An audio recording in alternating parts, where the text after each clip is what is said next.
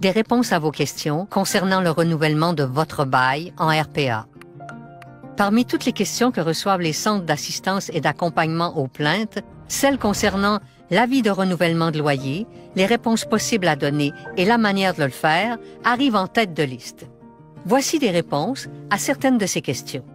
Quand le propriétaire d'une RPA doit-il m'aviser de son intention de modifier les conditions de mon bail?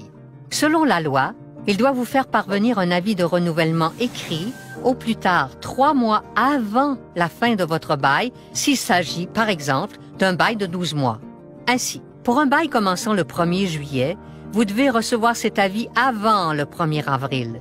Si vous recevez cet avis après le 31 mars, vous pouvez considérer cet avis comme étant non conforme. Votre bail se renouvellera alors automatiquement sans modification. Dans quel délai dois-je répondre à cet avis? Vous avez 1 mois à compter de la date de réception de votre avis pour transmettre votre réponse. Si vous dépassez ce délai, le propriétaire pourra considérer que vous acceptez les modifications proposées de l'avis de renouvellement. Elles s'appliqueront alors automatiquement pour la prochaine année de votre bail. Quels sont mes choix suite à la réception de cet avis? Sauf exception, la loi prévoit 3 possibilités. Accepter les modifications et renouveler votre bail, les refuser et choisir de quitter votre logement, ou alors les refuser et choisir de renouveler votre bail. En effet, il faut savoir que vous avez parfaitement le droit de demeurer locataire de votre RPA, même si vous contestez l'avis de renouvellement. Cela s'appelle le droit au maintien dans les lieux. Un propriétaire ne peut ni vous menacer d'expulsion, ni vous évincer, car seul le tribunal administratif du logement a le pouvoir de le faire suite à l'analyse du dossier qui pourrait lui être présenté. Que se passe-t-il si je refuse les nouvelles conditions proposées? La première chose à faire est de signifier par écrit votre refus au gestionnaire de la RPA dans le délai prescrit suivant la réception de l'avis de renouvellement. Assurez-vous d'obtenir une preuve de réception.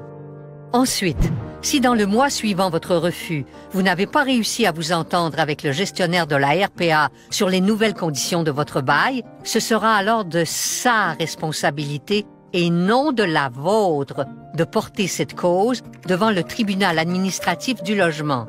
Il devra alors démontrer le bien-fondé des augmentations et des modifications demandées. S'il ne le fait pas, votre bail actuel sera renouvelé aux mêmes conditions sans les modifications demandées. Par contre, si une demande a été transmise au tribunal, vous en serez avisé.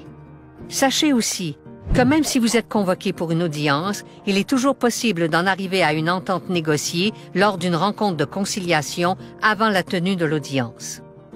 Tout cela me semble bien compliqué. Où puis-je obtenir de l'aide?